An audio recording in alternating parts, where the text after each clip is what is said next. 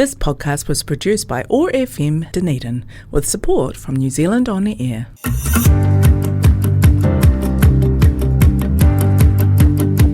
Welcome to What's News Dunedin, brought to you by Hazur Kebab, the radio show that spawned from the 19,000 plus strong local Oti-Poti Dunedin What's News Dunedin Facebook group. The group that's been putting the social back into social media since 2020 with respectful adult debate and a sense of humour. I'm your host, Richard Knights. On today's show, we're talking to our wonderful guest, Rachel MacGregor from Port to Port Cruises, who will be telling us a bit more about themselves and what they do, as well as helping us look back about the posts that have generated the most interactions over the past 7 days on the What's News Dunedin Facebook group. Those posts this week are mobile phones. Why does no one seem to answer them? Dunedin Emergency Department, so the Dunedin ED having some of the worst waiting times in the Motu, and indicating while driving. Welcome, Rachel. Nice to have you back on the show. Hello. Thank you, Richard, for having me back. That's all right. Pleasure. Show's changed ever so slightly since the last time you were here. We now have a pun of the week. So on the group, which you're a member of, we have a Pun Day Monday. And then what we do is we take the pun that's got the most laughing reacts and I bring it onto the show on a Friday so we can see if it comes off the page and actually makes any sense in the spoken world, right? So this week's post from a regular contributor, Max Reed, who's been on the show as well, is in New Zealand, we call it a lift. In America, they call it an elevator. I guess we're just raised differently. I like it. I like a pun. So they've got the giggles, so that's all right. That's kind of, Max will be sitting there going with his thumbs up. Now, last time you were on the show, you also would have had our 3 pop questions. Right. Mm-hmm. Now, because you had the 3 pop questions, I'm going to change them this time round. You still get 3 pop questions, but these are the returning guest pop questions, so you can't have your answers pre-prepared. So, first question. I'm going to try and I'm about to read the old question there. First question: toilet paper. When you hang it on the toilet roll, on the wall, is the paper over closest to you or under closest to the wall? Wow. It might surprise you, but I've actually been thinking about this every day for about the last 2 years. Really? Yeah, I have. Because about 2 years ago, I went for a holiday in Canada. Yep. And in our first campground that we stayed at, my son and I, there was a group of people there hanging out. And as I walked past, one of them sort of grabbed me and asked me that question. I have to say, it was actually, I'd never thought about it before, but it had brought this group of people together. Wow, fantastic. And now I was one of them.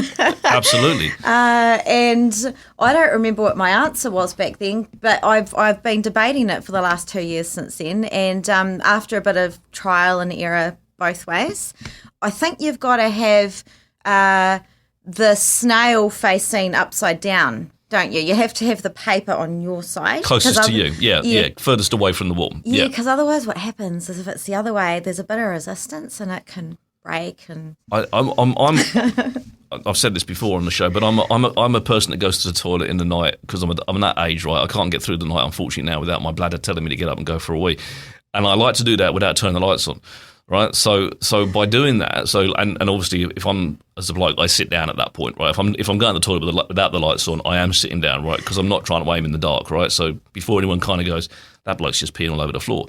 I don't want to be hunting around against the wall for the wall. The paper closest to me means that at least I get it. I know it's there. It's easy, and then I don't have to worry about it. I don't have to turn the lights on, and that way, I'm still technically asleep when I get back to bed. Yeah. I'm sure I'm not the only person that does that. Like, when you get in the night, kind of keep your eyes closed, pretend like you're not awake. And that's what I. So for me, it's always got to be paper to the closest to me, right? I'm really glad we're talking about this. I think it needs bringing into the public domain, to be completely fair, because there'll be people upset. There'll be people at home worried about stuff like this. Well, maybe it's something they can think about for the next little bit. 2 years, absolutely, yeah absolutely. So if we can start the big conversations here on the What's News Dunedin radio show, then I think that's I think goal achieved basically for me. Well, it probably also depends on whether it's 1-ply or 3-ply, but apparently 3-ply is no good these days. So you're not going to get me down. I'm not downgrading to 2-ply. There's no way. I'm a 3-ply snob when it comes to toilet paper. Yeah. To the point, and I can't believe I'm just about to admit this on air.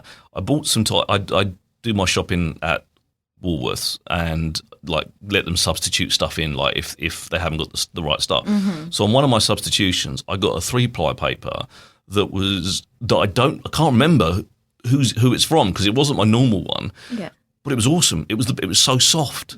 It was just soft and different kind. It wasn't embossed. It was embossed, but it was different. Yeah. And I've been trying to figure out how the hell I've been buying different ones, thinking I'll stumble across it. Yeah. No. I can't find it. Oh dear. But it was just a step up from my normal 3-ply, and I was just like, my bottom was thankful. Yeah. At that point. Well, there you go. I would never trust anyone to substitute what I've chosen in the shopping basket. So. I do it with strict instructions because I'm very pernickety, absolutely, but the store know me really well, and they know that I'm very pernickety as well. So there's sort of certain people kind of go around and go, we'll make sure we look after him.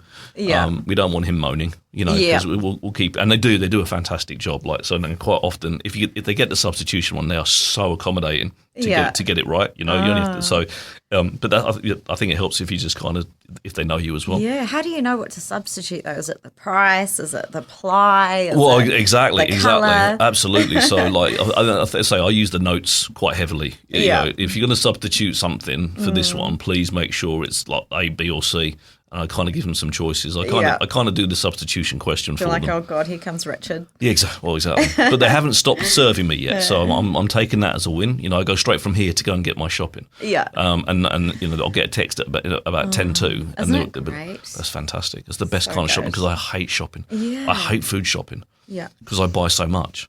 Yeah, I buy so much extra because I'm just I'm like look at that, I love that. I literally my shopping since I do that, like my shopping spend a week is halved because I'm buying the stuff that I want for the meals that I'm kind of preparing in my head for the week.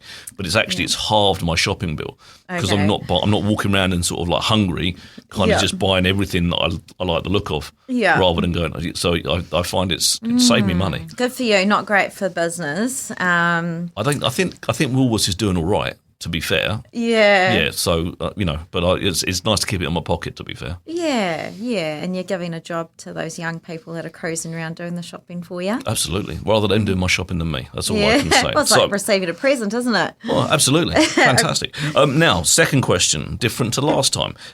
Who is your favourite Spice Girl? Do I have a favourite Spice Girl? There's no wrong answer with this, by the way. Yeah. I like to have one question when you get the answer wrong, which is the first one. Yeah. And this question, you just can't get wrong with Spice Girls. I just like the whole sporty thing.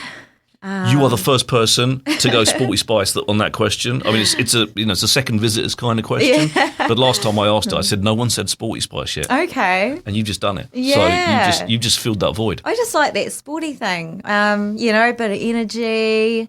I don't know that Sporty had the ridiculous footwear that some of the other ones did because she was always bouncing around. Yeah. The other ones sort of had to stay still and shuffle because they had the big shoes high heels and God knows what else. Yeah, absolutely. to pick your character and roll with it. Yeah. But no, I think I think all of them are fantastic. Yeah. So which is fantastic. And my favourite's probably Jerry.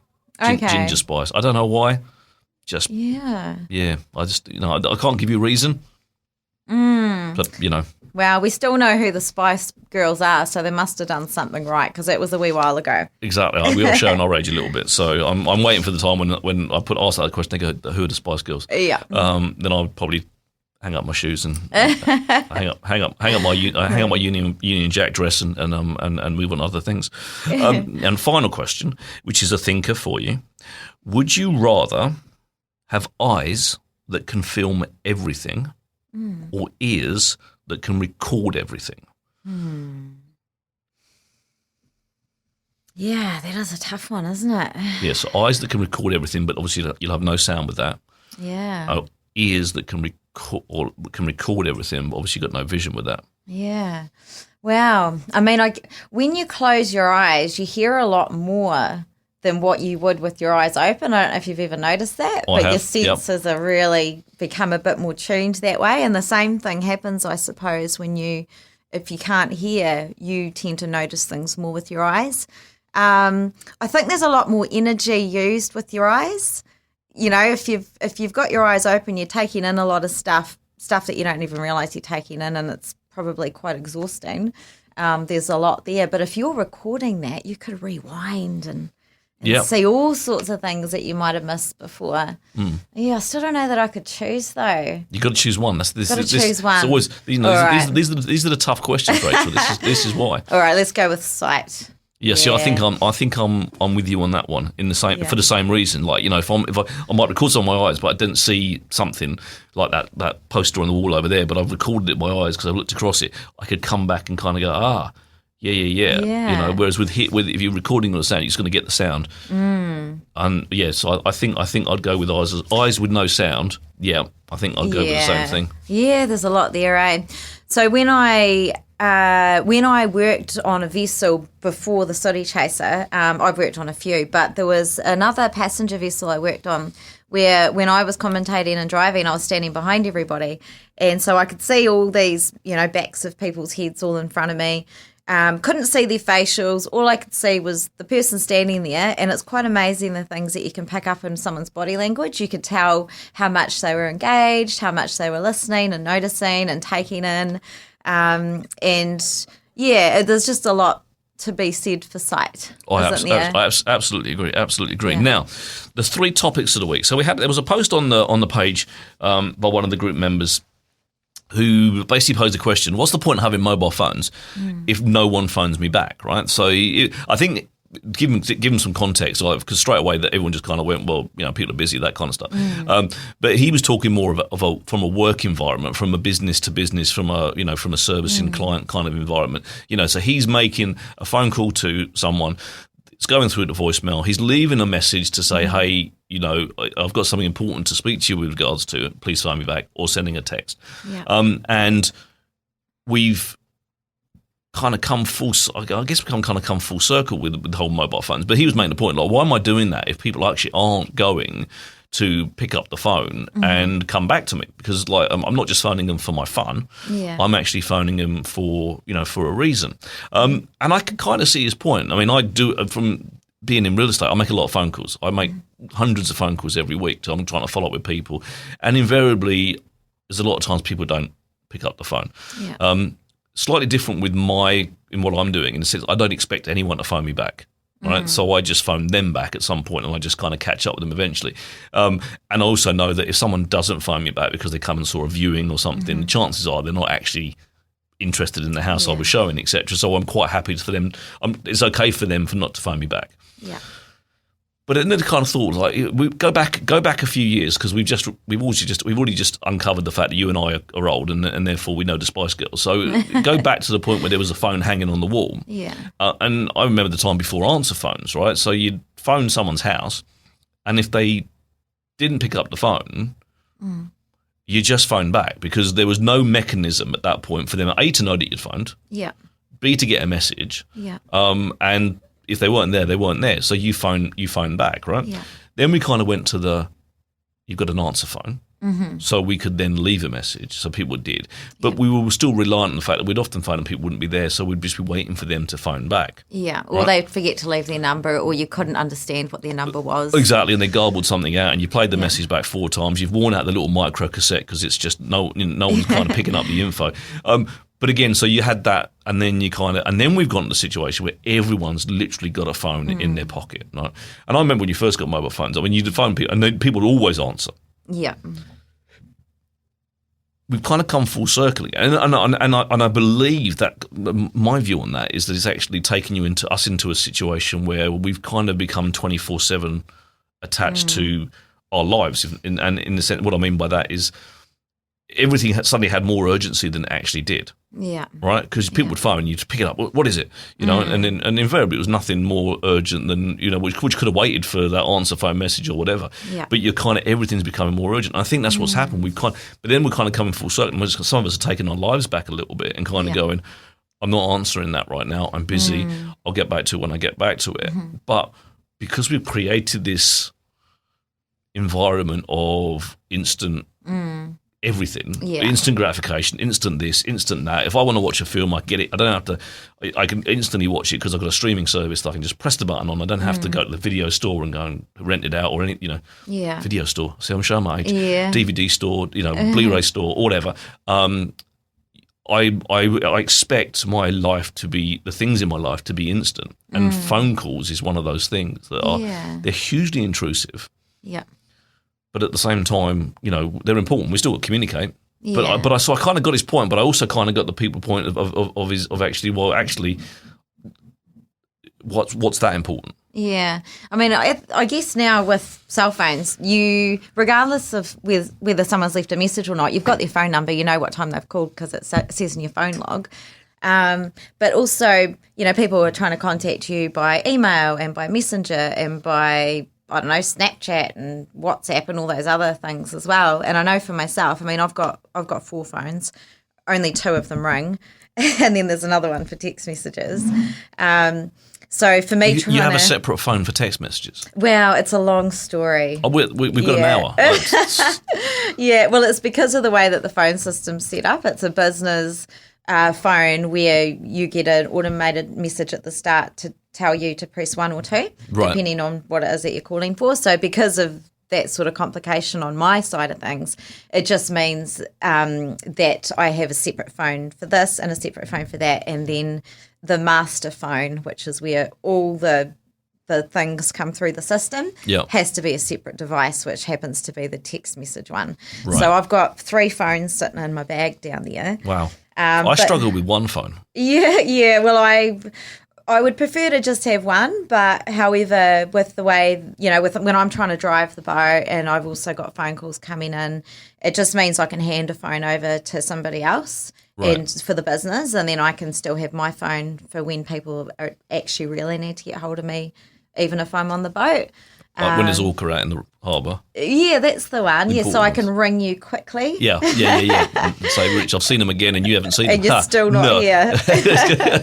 So, I mean, but again, it's one of those things, isn't it? Like we've technology is as much a sort of like ball and chain around our ankle as it is a help to us sometimes. Yeah, is the way I look at it. Is like if the phone rings, I pick it up, right? Because again, in my business, you might not get that second call. That's right. Right. So you see the number, but again, it intrudes, right? So I'd much rather be able to kind of go, that's all right, they'll leave a message, because a lot of people don't leave messages anymore. Yeah, you're right. I find that too. So I'll get a missed call, and even if they've not left a message, I'll ring them back anyway, and then they'll say, oh, thank you so much for calling me back. So they actually did want me to call them back, but they didn't leave a message. They didn't leave it. I quite often get that, and mine's got a please leave a message. Mine's got a recording that says, I want you to leave a message, but quite often they don't, and you phone them back and they kind of go, I wasn't expecting your phone back, but thank you very much for that.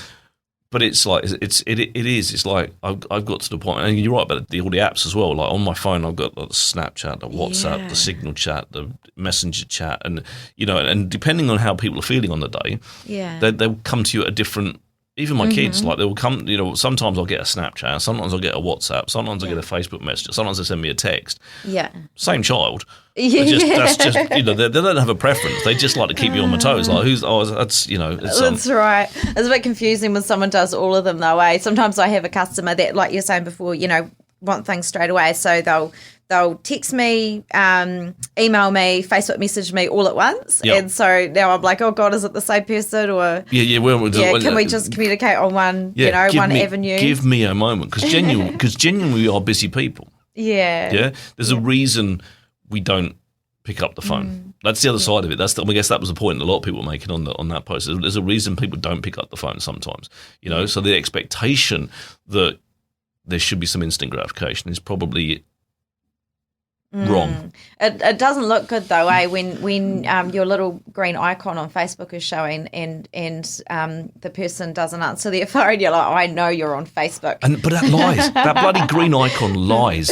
I hate that green icon online on Facebook, because sometimes you go, sometimes you'll see that and I'll say to people, it said you were online at like 3 a.m. and they're going, because I've got up in the middle of the night, so I'm stupid, and quite often people at home, right? So like it's 3 o'clock in the afternoon here, and I've got people back in the UK, and then I'm looking at going, it says they're online, and when I speak to them, they go, no, I was asleep, the phone was in the cupboard, the phone was off, and Facebook has decided that they're online. Okay. Yeah, so don't believe that. Do not believe that little green light. Yeah, it is there to mess with your mind. So, I don't think it's actually very healthy anyway, is it? Like I try and turn mine off because I don't think it's actually healthy to see. It's kind of like spying or something, isn't it? I know, a little bit. It's like, I don't think. Why do you need to know if I'm online or not? Yeah, it's a bit creepy. I don't disagree. All right, moving on. Dunedin ED. Apparently, there was some data leaked. I always find it interesting when they say data leaked. Someone released the information to say that the emergency department has got some of the worst waiting times in the country, and it's one of those things that I like. I don't think I've ever been in an A&E anywhere in the world where you didn't have to wait, right? Because like all these public health systems are sadly underfunded, but we're getting worse and worse in this country, as it or appears to be. Each kind of progressive government, and I'm not saying the last government did it well, but this latest government again is just underfunding healthcare, and we get that situation where rising costs have gone up, GP costs have gone up stupid amounts in the last little while, and in my mind, there's no real reason for that. Maybe someone can tell me what that reason is, but I don't know. I don't know why my GP bill has changed from being $35 a little while ago to being $60 now. You know, because I'm getting the same GP, and I'm fairly certain that that's not paying their wages. Their wages are coming from everything else that's going on. Yeah. But then you've got people not been able to afford to go to their doctors. The doctors' waiting times are ludicrous, because I saw it on the page. People saying they're waiting 5 weeks, 6 weeks, 7 weeks for if they're sick. Well, I don't tend to be sick for 6 weeks. Like if I'm sick, I need care like now. Normally, that's the nature of my illness, if that makes sense. Yeah. So if I can't get to a doctor and I can't afford a doctor, where do I go? Like ultimately, you end up in ED, right? And that's not really where you're supposed to go. If you had a GP that you could afford to and you could get an appointment tomorrow, but that's where you should be going. But you can understand why some of this is now just feeding its way into ED, and we're getting worse and worse waiting times. But also, ED is being underfunded. There's less doctors. There's more stress. There's more pressure on all these people, and no one seems to be doing a damn thing about it. That's the bit that's the bit for me that kind of like hits the hardest. Is actually, where's the solution? It's all well and good to say, oh, I've got horrible, ED waiting times across the country. Where's the solution? And don't tell me it's privatisation, because that just never works. But no one kind of wants to pick that up and go, tell you what, we need to think about this. We need to do something about it. Yeah, you're right. It is a tough one. I think we've probably all been in the situation where we've needed to go to A&E or something like that, and you're waiting for a long period of time, or you even think, can I really, do I really need to go to A&E, because I know I'm going to be sitting there for 6 or 7 hours. Recently, so I actually had the opposite experience recently, where I was pleasantly surprised. However, it's something that I don't think a lot of people sort of know about, because I didn't. I was at home, so I live at Karatani, but I also am living in Port Chalmers. Because of work, I'm usually in Port Chalmers. But I was at home at Karatani, and I cut my hand open quite badly when I was doing the dishes. I had a plate break in my hand, because I'm quite an aggressive dish doer. Apparently so. And it was really bad. It was definitely needed stitches. There was a lot of blood, and I was a wee bit stuck. I was waiting for my boy to get home on the bus after school. He was due home in about 20 minutes. I mean, I wasn't going to bleed to death, but it was a little bit inconvenient with having to drive into town. I knew that we were both going to be there for, 6 hours or so waiting to be stitched up.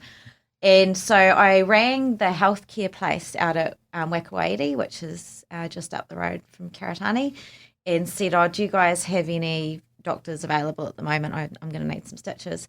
So normally this sort of thing happens on a Sunday at, 9 o'clock at night when you've got to go to the A&E. But it was a Wednesday, and it was about 10 minutes to 5. And they said, yeah, we're open. Come up to Palmerston. So I went up to Palmerston, and they saw me immediately.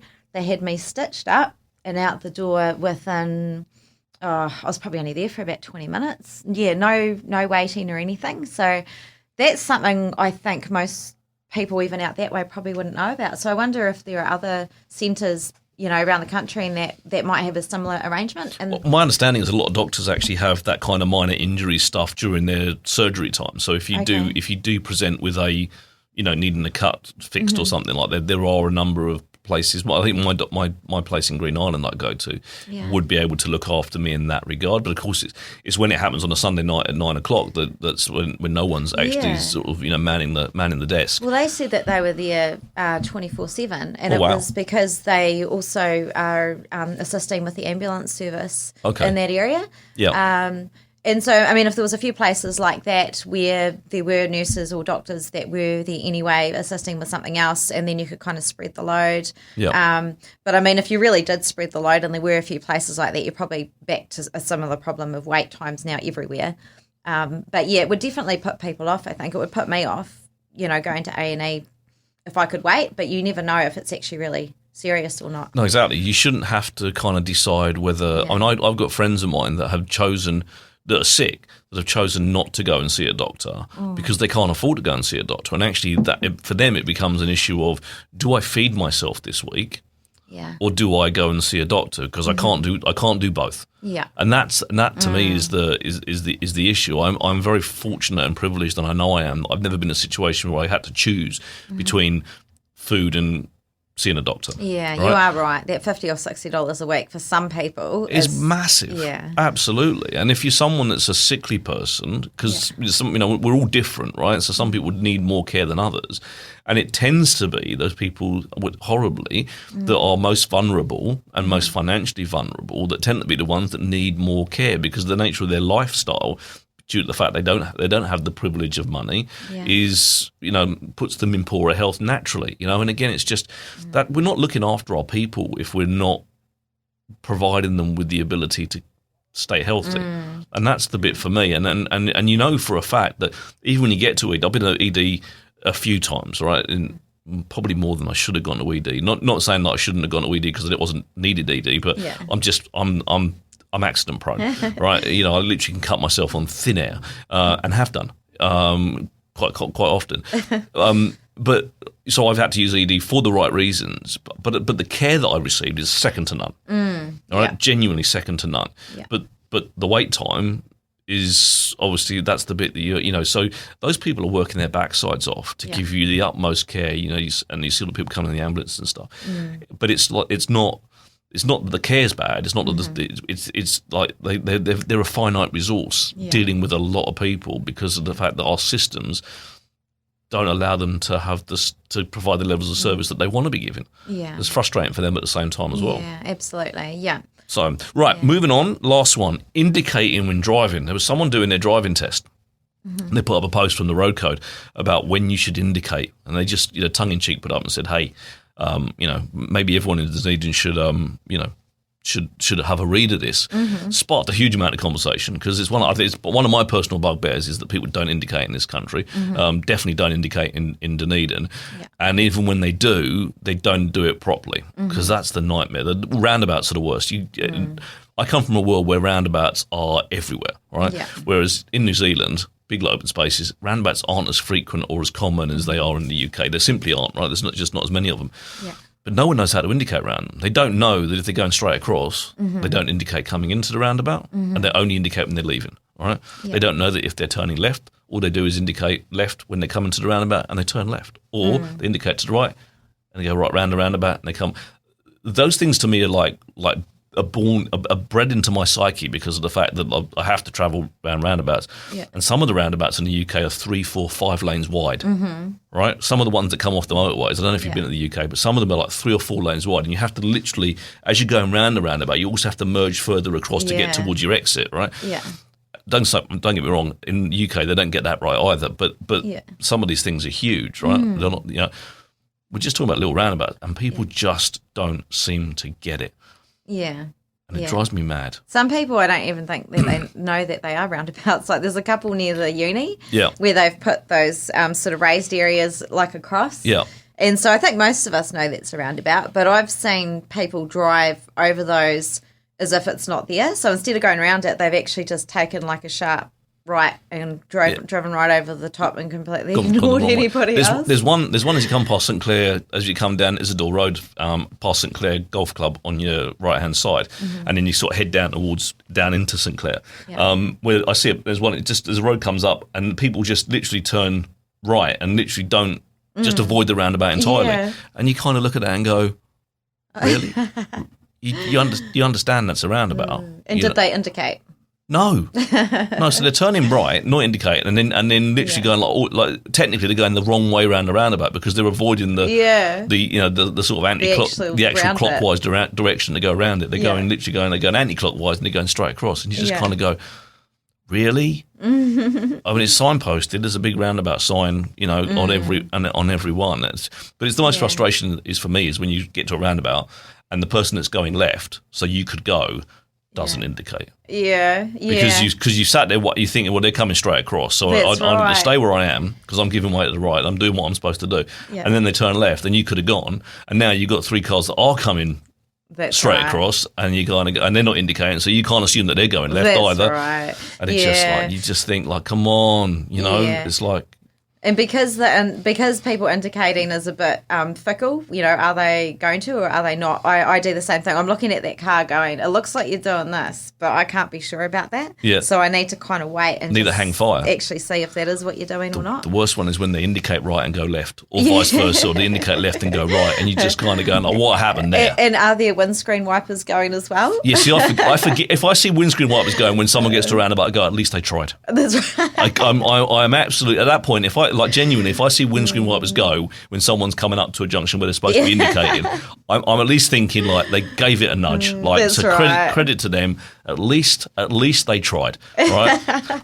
Unless it's raining, and then of course I'm kind of going, your windscreen wiper's supposed to be on. But if it's on a dry day and suddenly they see the windscreen wipers go, they gave it an effort, and 5 out of 10, but at least they tried, right? Yeah. So it's when they don't, and you're sitting there waiting, and then you kind of go. The one at the bottom, Bayview Road, where it hits Andy Bay Road, is a notorious one, where you're right by the BP station there, and you just kind of all you need is a little bit of indication, and that's why they call it indicators. You're indicating what you're going to do, right?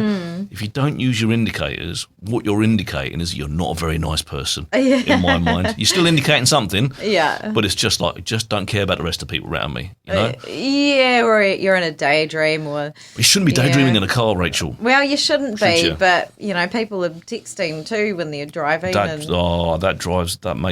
makes me mad when I see people doing that. The amount of times I've been driving and look at my rearview mirror and the person's looking in their lap. Oh, I know. You're like, even when you're driving past, you're like, your eyes are not looking out the window.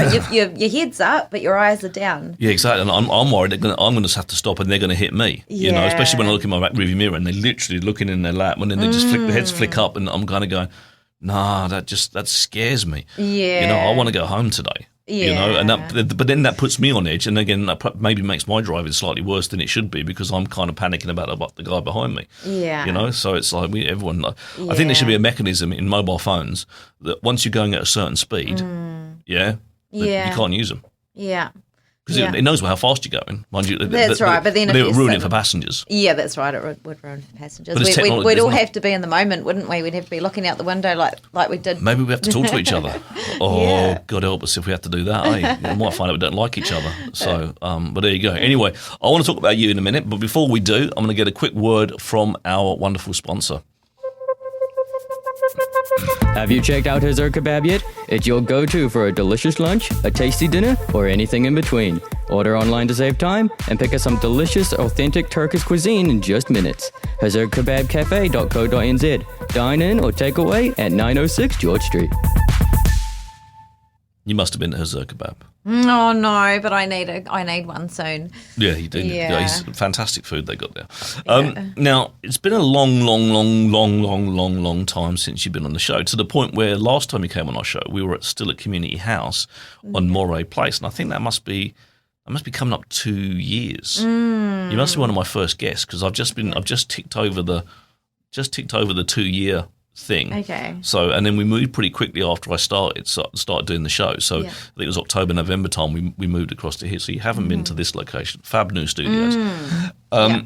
So there may be a lot of people that don't know the Rachel MacGregor that I know, and know some of your stories. So, but I also want to try and talk about some other bits and pieces, some different bits and pieces too at the same time, in case I've only got the one listener, they've heard your story, they don't want to hear it again. Yeah. But give us the 5-minute cliff notes of Rachel MacGregor, and obviously a lot of people will know you from Sooty Chaser and the Port to Port cruises. But just give us a little bit of a run through about how you got to that, and the life decisions potentially you made to get you to where you are, and then we'll talk on from there, if that makes sense. Yeah, so that's something I get asked about a lot.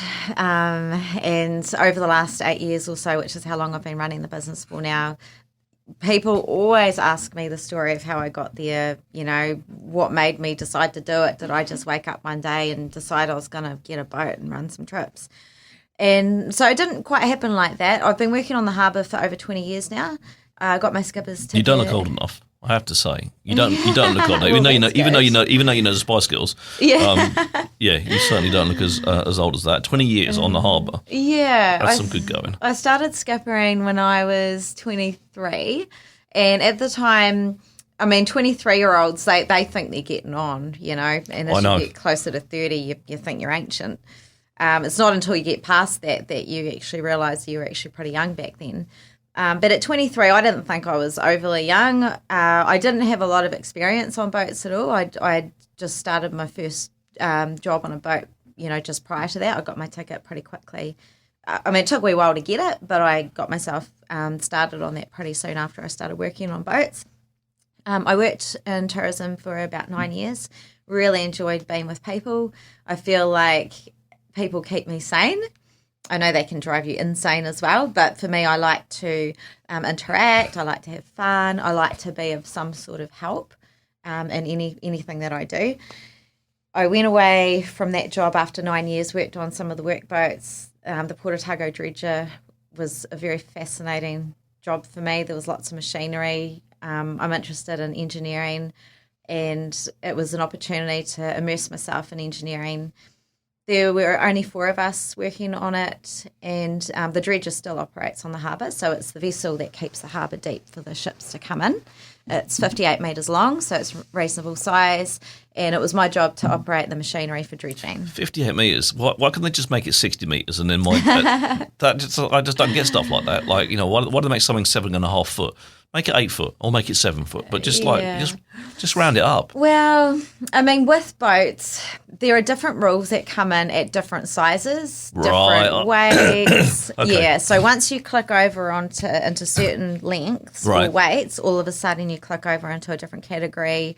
Different rules apply. I'm with you. Yeah. My boat's 8.8 metres long. 9 metres? What's wrong with 9 metres?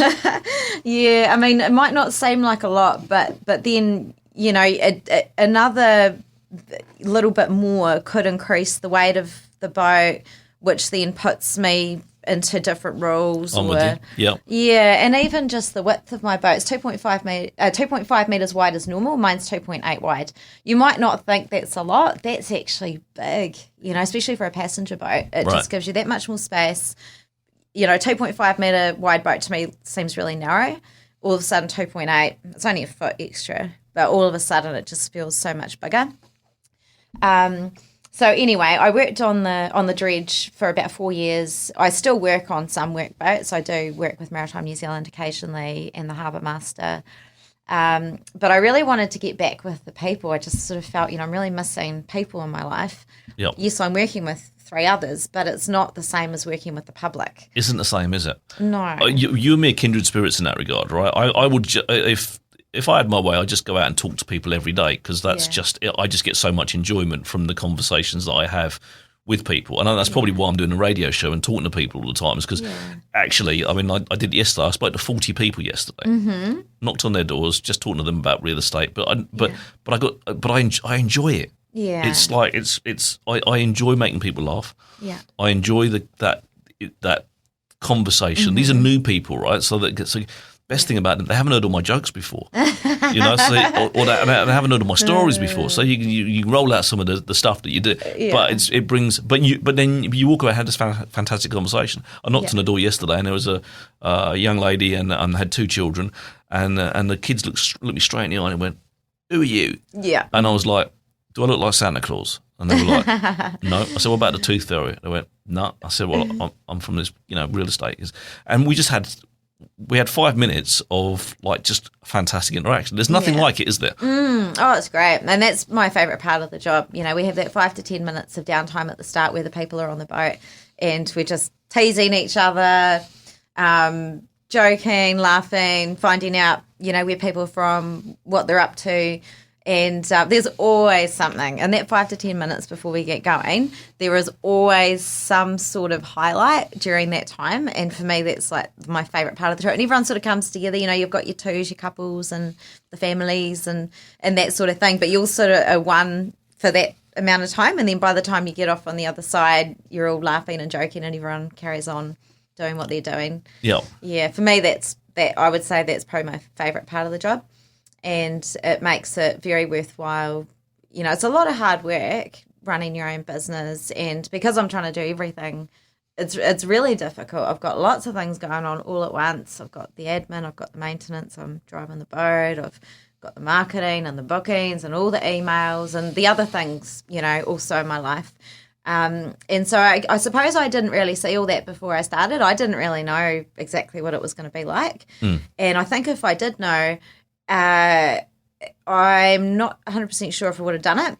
Right. I think it's like a lot of things, if you could, even having children, if you could see what was involved with that, you might think twice and think, do I really want to do that? Yeah. Because you just don't know. You don't know how hard it's going to be. I mean, there's a lot of rewards. Same thing with having children. And I wouldn't take it back, you know, neither having children. I've got one son who's 13 now, or running my business. So I'm really happy I did it. But it was also good that I couldn't see exactly what was going to be involved. This is why we're not born with like the future, you know, with the vision to about seeing into the future, because we'd never do a damn thing. Yeah. I don't think. You know, like if you could actually look at it and go, oh, that looks too hard. That's right. It's so much easier to still work for somebody else and just be a normal person. And there was a point where I did decide that I wanted to run my own boat. I knew I wanted to do the ferry trips and the wildlife cruises. I'd already given the business a name, hadn't actually started the business, tried to buy a boat, didn't work out at the time. Everything was not really happening. And I thought, it's just not the right time or something. I'm just not able to get anything sorted out. So then I got a job with the port company, and that experience was invaluable. Like, it's just, I mean, it was one of my most favourite times in my life, probably, was my time spent working on that. Definitely a highlight in my career.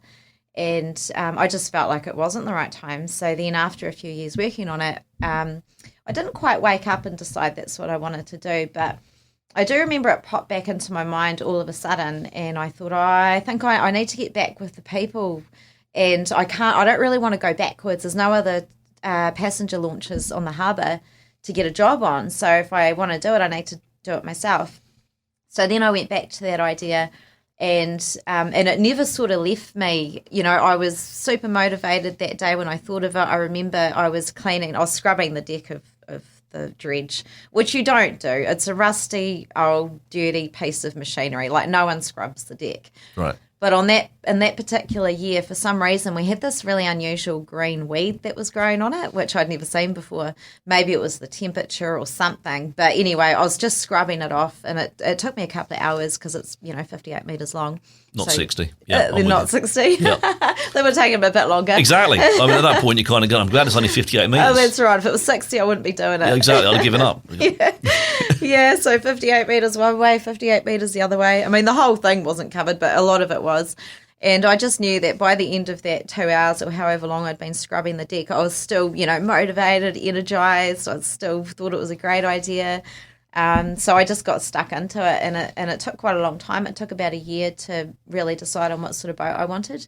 There's a lot of homework, and first of all, actually, I started at the engine. What sort of engine do I want? What can I afford?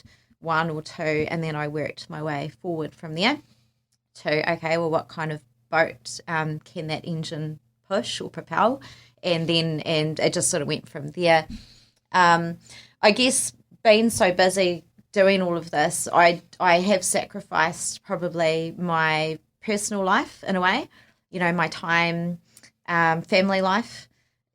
Sometimes when I'm really busy, the people close to me only really see the top of my head with an invisible sign, one that they can read that says, I'm busy, I can't talk right now. Yeah. Yeah. Phone rings, I'm on the phone. So there are different things I've done over the years to just try and manage that. So now I do have a bit more time, but I have to admit it is really difficult trying to juggle everything.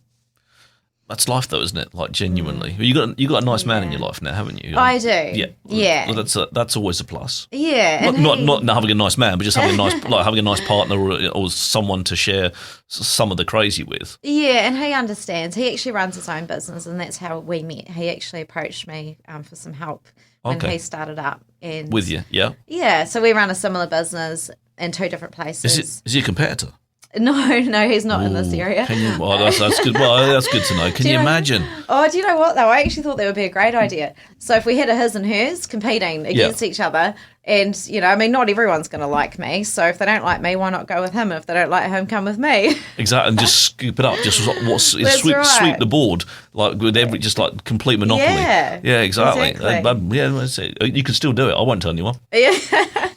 So, just a question though. Like, it strikes me as that the industry you're in is a very male orientated industry. Certainly the working on the boats side of things. Yeah. Was there much sort of misogyny and struggles in those kind of things when you were getting involved? Because I don't see a lot of the industry full stop, but I don't hear of a lot of female captains and stuff like that. Not that there shouldn't be, because what does it matter? But I just wonder whether you sort of struck any of that while you were going through the process. Yeah, definitely. Yeah, so at the start it was probably more difficult because not only was I very female, I was also very young and I was also inexperienced. So I sort of had all 3 going on all at once. People would often look at me, especially men, for a very long time when they got on the boat, I'd be driving and commentating, and they'd be turned around and staring straight at me for like the first 15 minutes of the trip. And I'm pointing at all these things and talking about things, but they're not looking or they're not interested in the fur seals or the albatross. They're looking at me, not sure exactly what they're thinking, but maybe just trying to get their head around it. Trying to figure out if I'm for real. Does she really know what she's doing? Yeah. And I just remember this famous one-liner from this guy, and he had the same look that a lot of the other people did. It's just that no one really said too much, but he actually said it. He said to me, "Where are all the men?" Because it was myself and a female crew member. And I said, there's no men working today. It's just myself and Suzanne. And he said, is it safe? Is he still in the harbour? Yeah, that's right. I just thought that is exactly what all the other people are thinking. So that was very early on.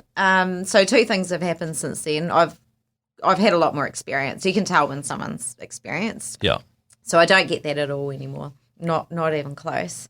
And the other thing that's happened is that I suppose 20 years has passed. So during that time, it's become a little more common in New Zealand. Attitudes have moved on a little bit, and then you've got your partners coming to you who's asking you for advice. That's right. So they've obviously seen experience in you, which is obviously fantastic. Yeah. It's just one of the things.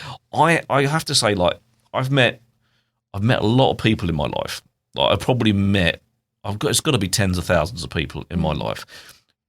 You are definitely up there as being one of the people I am most jealous of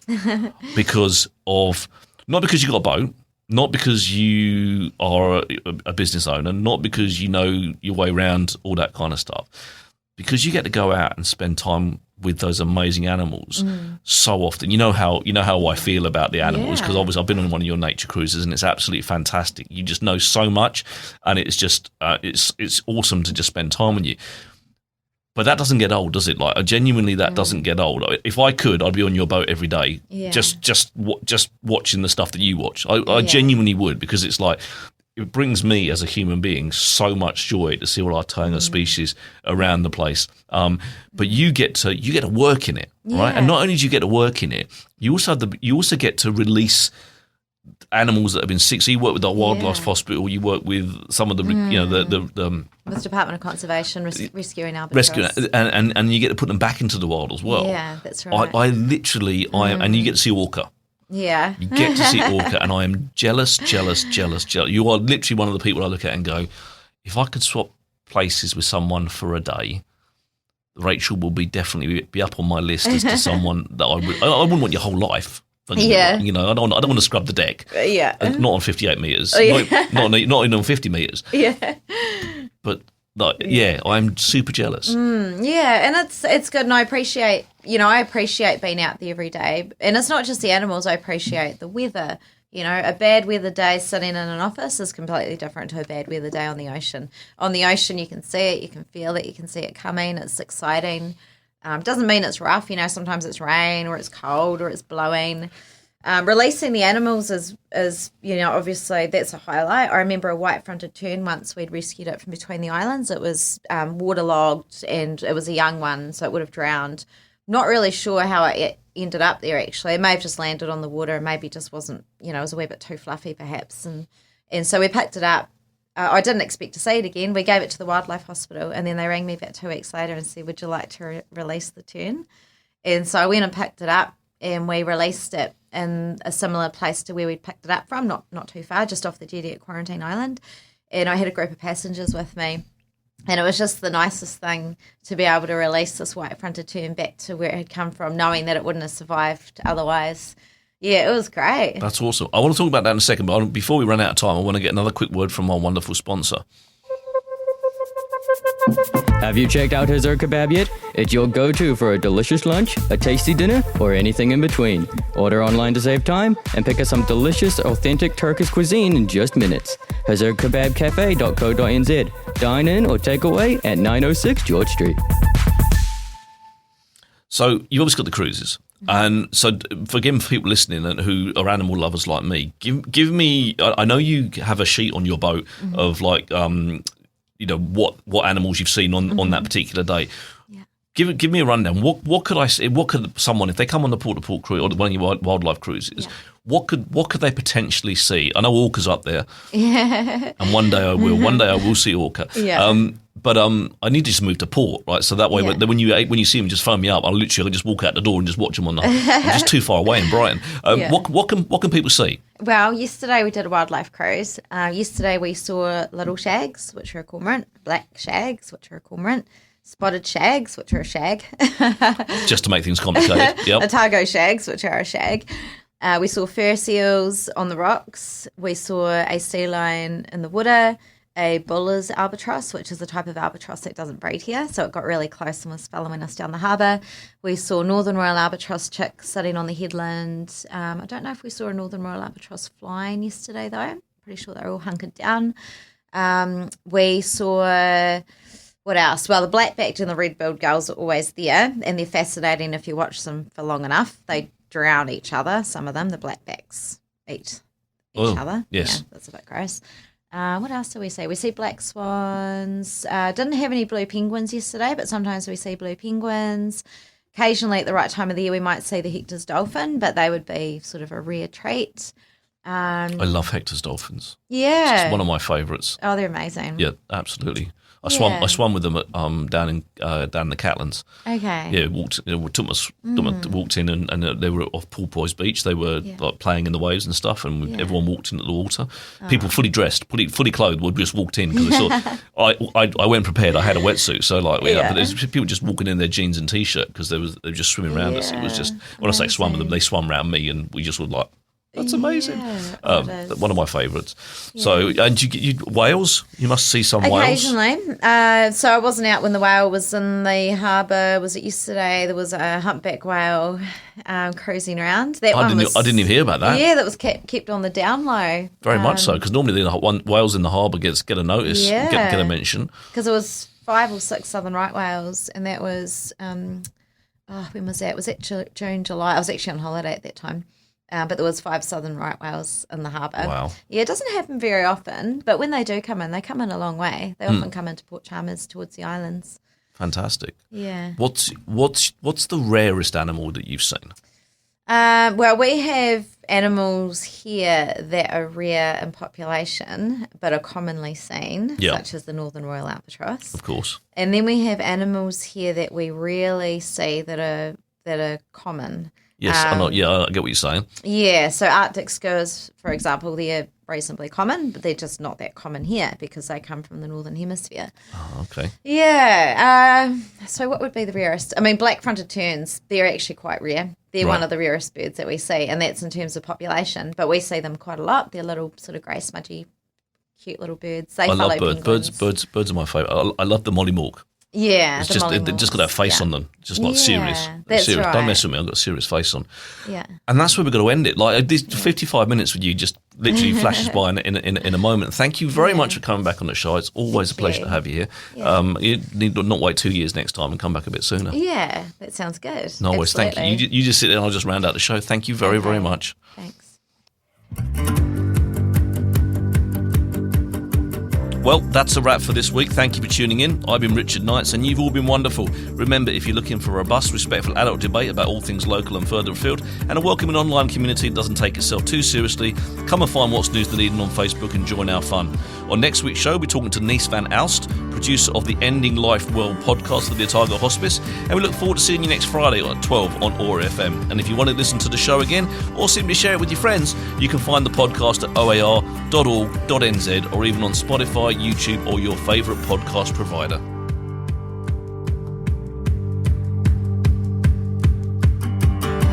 This podcast was produced by OAR FM Dunedin with support from New Zealand On the Air.